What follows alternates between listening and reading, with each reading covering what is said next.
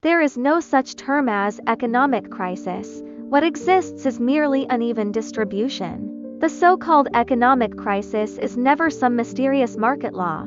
It is just a system alarm when the distribution system becomes unbalanced to a critical point. It's like when all the nutrients in a person's body concentrate in the head.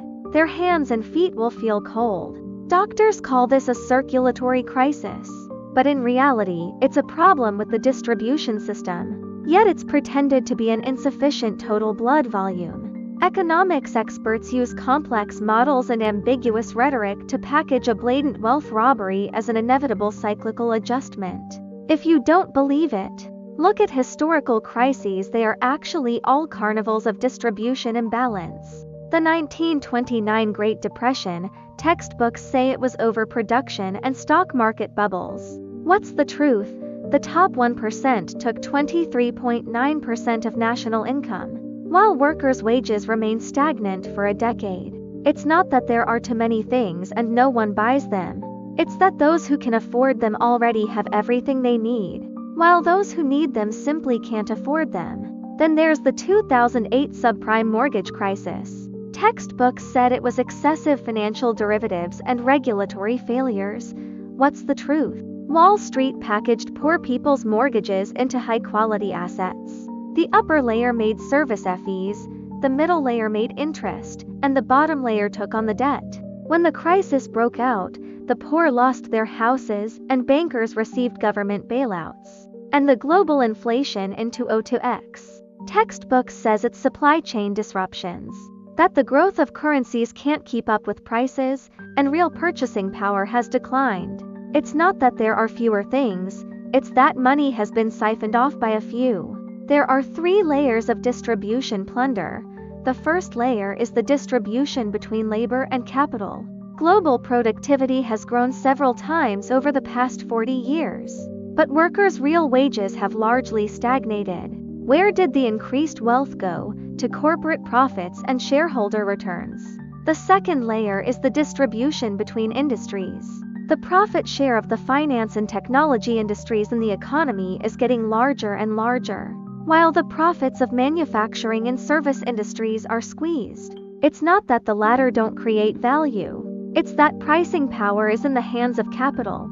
The third layer is intergenerational distribution. The elderly hold stock assets, such as real estate and stocks. Young people bear incremental debts, such as mortgages and student loans. Young people use 30 years of future labor to exchange for the past accumulation of the elderly. The usual list of victims of a crisis after each economic crisis is as follows. First, the market share of large enterprises increases, which means the collapse of small and medium-sized enterprises. Second, financial institutions acquire cheap assets, that is, non-performing asset acquisitions. Third, the wealthy class buys bottle-quality assets, such as when stock and housing prices fall. Fourth, multinational capital obtains cheaper labor.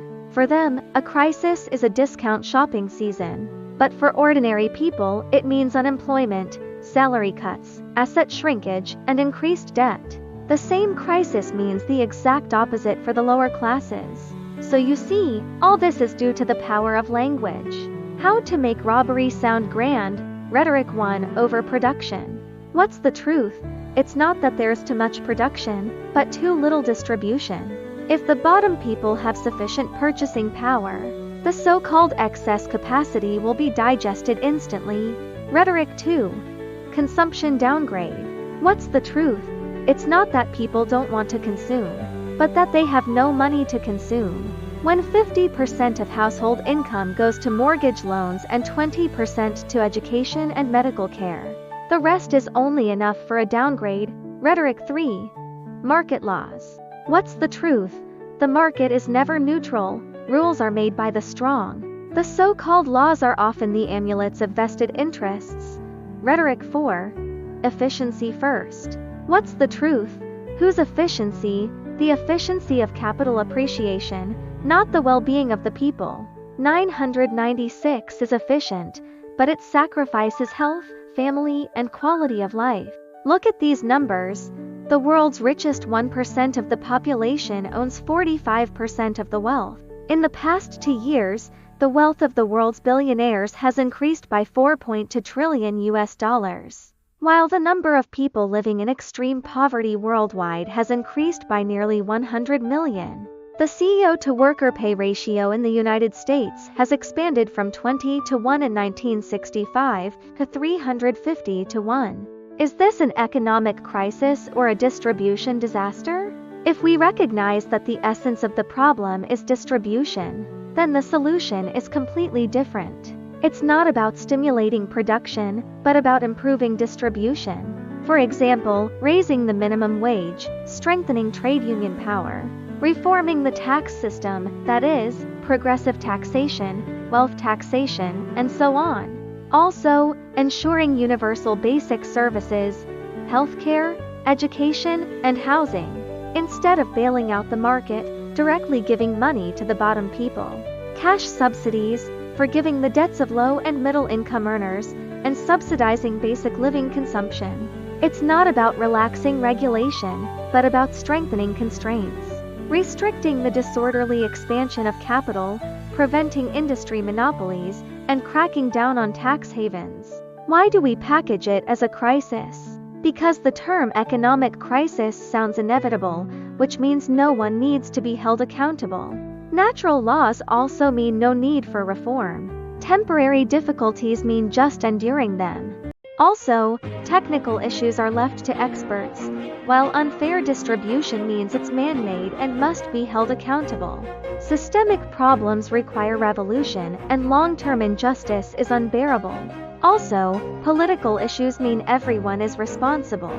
Technicizing political issues and economizing justice issues is the art of governance. There has never been only one real crisis, and that is the collapse of trust.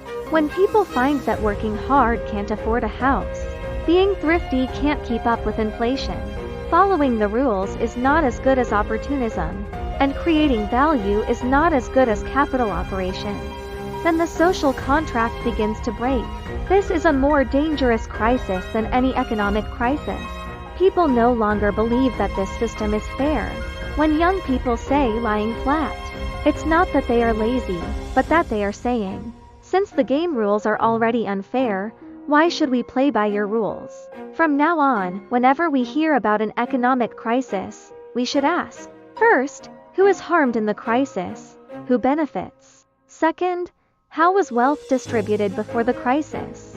Third, is the so-called solution improving distribution or solidifying injustice? Fourth, do we really need economic growth or fair sharing? My conclusion is to tear off the disguise of the crisis. This is not an economic crisis, it is a disgrace to civilized society. When we use big words like cyclical laws and crises, we are often avoiding the most simple fact. Some people take too much, and some people live too hard. In 2026, maybe we should stop discussing how to get through the crisis and start discussing how to build a distribution system that doesn't let the rich live in luxury while the poor die of cold on the streets. Because the real crisis has never been the fluctuation of economic numbers, but people's despair about fairness. When distribution is fair, the so-called crisis will disappear naturally, just as shadows naturally fade when the sun shines. The problem has never been with the economy itself, but whether we are willing to admit that all crises are human crises and all injustices are injustices of choice.